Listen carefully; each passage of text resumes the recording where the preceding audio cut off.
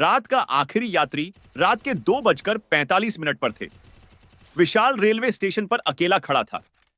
आखिरी ट्रेन जा चुकी थी और अगली ट्रेन सुबह 5 बजे थी। स्टेशन सुनसान था। चारों तरफ सिर्फ सन्नाटा और दूर जलती बुझती स्ट्रीट लाइट्स।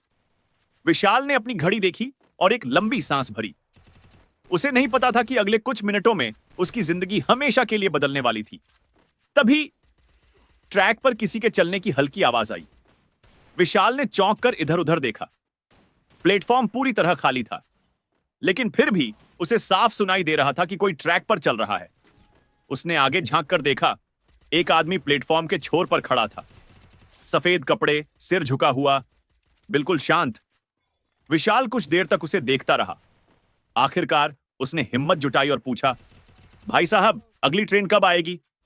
कोई जवाब नहीं आया। विशाल ने दोबारा पूछा, सुन रहे हैं आप?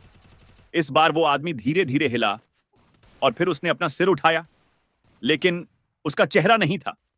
सिर्फ एक काला धुआं था, जैसे किसी ने इंसान का सिर मिटा दिया हो। विशाल के शरीर में सिहरन दौड़ गई। उसके पैरों तले जमीन खिसक गई। उसने पीछे मुड़कर भागना चाहा, लेकिन उसके पैर जड़ हो गए। आदमी धीरे धीरे विशाल की तरफ बढ़ने लगा। हर कदम के साथ उसकी सफेद पोशाक से धुआं निकलने लगा।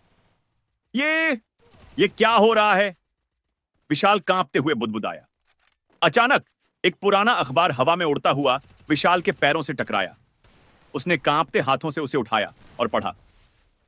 5 साल पहले रात 2:45 पर एक आदमी ने इसी स्टेशन पर आत्महत्या कर ली थी। तब से जो भी इस समय स्टेशन पर होता है, उसे वह दिखता है। विशाल की आंखें फटी रह गईं। उसने कांपते हाथों से अखबार गिरा दिया और तेजी से पीछे हटने लगा। लेकिन वो आदमी अब उसके ठीक सामने खड़ा था। विशाल ने चीखने की कोशिश की, लेकिन आवाज गले में ही अटक गई। फिर एक ट्रेन की रोशनी आई। प्लेटफॉर्म पर रोशनी पड़ते ही वो आदमी गायब हो गया। विशाल वहीं जमीन पर गिर पड़ा। उसकी सांसें तेज हो गईं।